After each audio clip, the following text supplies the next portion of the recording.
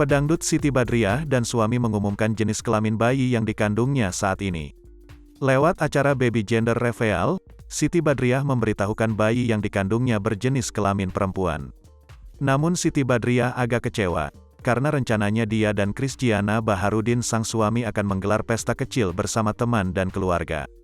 Namun karena sempat positif COVID-19, acara yang sudah direncanakan sejak 4 bulan yang lalu akhirnya ditunda dan dirubah sedikit. Hal itu diungkapkan pelantun, Lagi Cantik, ini mengungkapkan rasa bahagia atas bayi perempuan yang dikandungnya.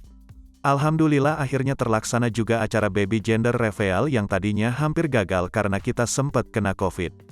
Meskipun agak sedih karena kita udah persiapin semuanya dari 4 bulan yang lalu. Baik dekor, venue, dress doll.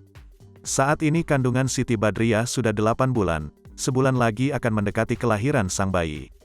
Sempat dirinya khawatir saat positif COVID-19, takut mengena juga pada janinnya.